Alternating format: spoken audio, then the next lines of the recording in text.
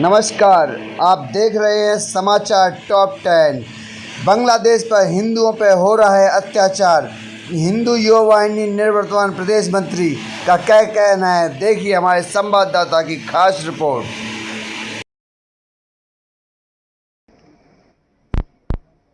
नमस्कार, मैं आशीष शर्मा समाचार टॉप 10 से। आइए बात करते हैं सर से। मैं नगेंद्र प्रताप सिंह तोमर, निवर्तमान प्रदेश मंत्री हिंदू युवा वाहिनी। अब आज का जो ज्वलंत विषय है वह अपना बांग्लादेश से संबंधित है,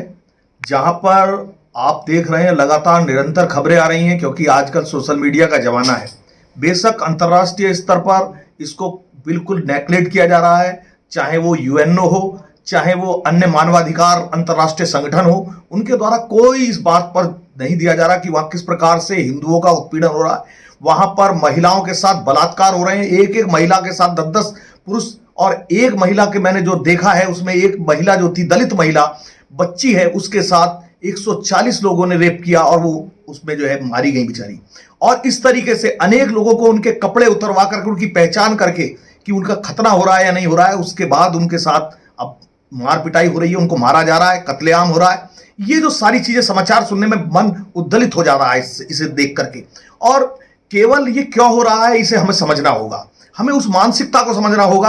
कि जो मानसिकता ये कहती है कि केवल मेरा धर्म और मेरी धर्म किताब यही सर्वश्रेष्ठ है, और जो इसको नहीं मानता है वह काफिर है, और काफिर को इस या तो वो इसको पनाह में आ जाए खुदा की, और अगर वो नहीं आता है इस्लाम की और कुरान की किताब की हमारे पनाह में, तो वह काफिर है, और काफिर को इस जगह रहने का कोई अधिकार नहीं है दुनिया में। और उसको केवल अगर वो नहीं आता है तो उसका कत्लो गारत कर दो, उनकी धन, उनकी दौलत, उनकी औरत, इनका इस्तेमाल करो। और इसी से इस्लाम सारे विश्व में आज 56-58 कंट्रियों में फैला, वो इसी कारण से फैला है। और जहां जहां इस्लाम गया है वहां पर उन्होंने उस देश की सभ्यता, संस्कृति और वहां के लोगों को या तो कन्वर्ट कर दिया है या उनको समाप्त कर दिया है। ये इतिहास है, और यही इतिहास फिर वही दोहराया गया है बांग्लादेश के अंदर। अब बांग्लादेश, कुछ लोग प्रश्न उठाते हैं कि हिंदू लोग जो हैं, जब हम क्यों बांग्लादेश की बात कर रहे हैं, वो भारत की बात क्यों नहीं कर रहे हैं। मैं उन्हें स्पष्ट रूप से बता देना चाहता हूं कि जब हम ये बात कहते हैं कि फिलिस्तीन के मुसलमानों का भारत के मुसलमानों से कोई संबंध नहीं है जो 1000 मील दूर बैठा है, तो वो बिल्कुल सही कहते हैं। लेकिन जब बात आती है बांग्लादेश की, अफगानिस्तान की, हिंदुस्तान की, तो ये स्पष्ट रूप से समझ लेना चाहिए कि जब देश का बंटवारा हुआ, तो देश का बंटवारा जब हो रहा था तो ये उनकी चॉइस से नहीं हुआ, उनकी इच्छा से नहीं हुआ। जो हिंदू समाज के लोग पाकिस्तान वाले, वर्तमान पाकिस्तान वाले हिस्से में या फिर बांग्लादेश वाले हिस्से में रह रहे थे, वो अखंड भारत में रह रहे थे, उनसे पूछा नहीं गया था, उनसे चॉइस नहीं की गई थी क्या हम देश का बंटवारा करें या ना करें। और उनको फिर वहां पर भी आश्वासन देकर के रोका गया कि आप यहां रुकिए, आप सुरक्षित रहेंगे। जिस बांग्लादेश के अंदर 30%, देश आजाद होने के बाद 30% हिंदू था, आज वहां घट करके मात्र 12-13% रह गया। बाकी का कहां गया, ये सोचने का विषय है। और या तो वो कन्वर्ट कर दिया गया या वहां से उसके भागना पड़ा मजबूर होकर के। और ये लगातार, क्योंकि हमने सन 72 की लड़ाई में हमारे देश के लोग, इंदिरा गांधी ने, उन्होंने इस देश को जो है उन्हीं मवालियों से सुरक्षित कराया था जो बात करते थे इस्लामिक, जिन्होंने नारा दिया था कि इस्लाम हमारा जो है, हमारी धर्म और संस्कृति, भारत की धर्म और संस्कृति से मेच नहीं खाती है, हमको अलग राष्ट्र चाहिए। जो इस्लामिक ब्रदरहुड के नाम पर जिन्होंने देश बनाया, और उन्होंने ही भाषा के आधार पर बांग्लादेश बना दिया दूसरा। और वो बांग्लादेश के लोग जब पहली बार मुजीबुर रहमान वहां से प्रधानमंत्री बने तो इनको रास नहीं आया, और उसके बाद वहां से सेना भेज करके उत्पीड़न किया। तो भारत ही ऐसा देश था जिन्होंने जब वहां से रक्षा की गुहार लगाई, तो भारत की, जब वहां पर हजारों लोगों को मारा गया, लाखों, वही पाकिस्तानी सेनाओं ने उन बांग्लादेश के रहने वाले नागरिकों से, चाहे वो हिंदू थे चाहे वो मुसलमान थे, उनके साथ रेप किए। और वही जो आज दोहरा रहा है बांग्लादेश, वो सब पाकिस्तानियों ने वहां किया, और भारत ने वहां मदद करके बांग्लादेश का निर्माण कराया। और आज उसका जो मुजीबुर रहमान की लड़की थी, जो अभी खालिदा, ये अपनी जो है भारत, और वो भारत में आके शरण लेनी पड़ी, क्योंकि भारत सहिष्णु देश है, और भारत में विश्व का कहीं भी कहीं कोई उत्पीड़न होता है, किसी का भी, किसी भी जाति का, किसी भी धर्म का,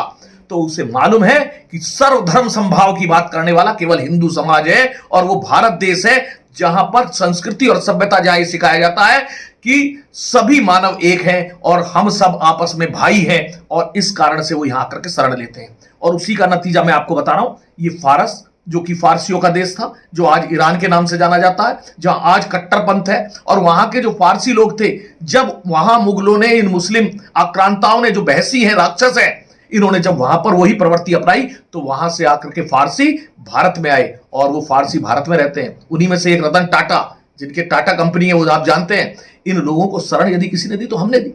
और यही कारण है जब भी कहीं किसी भी धर्म का उत्पीड़न होता है तो भारत पर बड़ी आस की निगाहों से देखता है। तो जब इन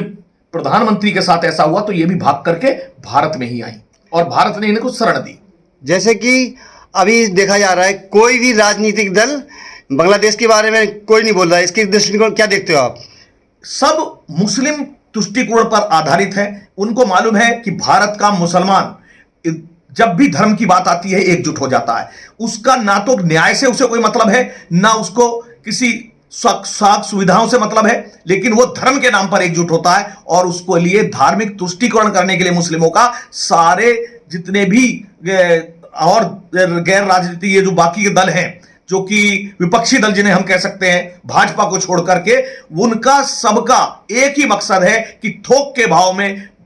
वोट जो है मुस्लिमों की हम प्राप्त करें। इस कारण से वो फिलिस्तीन पर बोलते हैं, गाजा पर बोलते हैं, लेकिन जब बात बांग्लादेश की आती है, वहां पर हिंदुओं के उत्पीड़न और उनके नरसंहार की आती है, तो इनके मुंह में दही जम जाती है। और ऐसी जो महिला उत्पीड़न की बात करने वाली अब नेत्रियां हैं विपक्ष की, वो तो ऐसे समझो जैसे कि उन्हें सांप सूंघ जाता है, और वो उनके मुंह से एक जबान नहीं निकलती, जबकि वो रोज अपने अंगूठों से रोज ट्वीट करते हैं, कभी एक्स पर, कभी ट्विटर पर, और ऐसे विधवा विलाप करते हैं जैसे कि वो फिलिस्तीन में घटना वहां ना होकर के भारत के अंदर हो रही हो। लेकिन उन्हें यह पता होना चाहिए कि ये जो पाकिस्तान में रहने वाला हिंदू, अफगानिस्तान में रहने वाला हिंदू, या अन्य अल्पसंख्यक जो मुस्लिम नहीं है, वह चाहे बांग्लादेश में रह रहा हो, वह भारत का ही अंग है, वो भारत का ही हिस्सा है, वो रहने वाला, चाहे वो कोई भी हो, क्योंकि उसने अपनी चॉइस से बांग्लादेश और पाकिस्तान में रहना या अफगानिस्तान में रहना स्वीकार नहीं किया था, मजबूरी में रहना स्वीकार किया।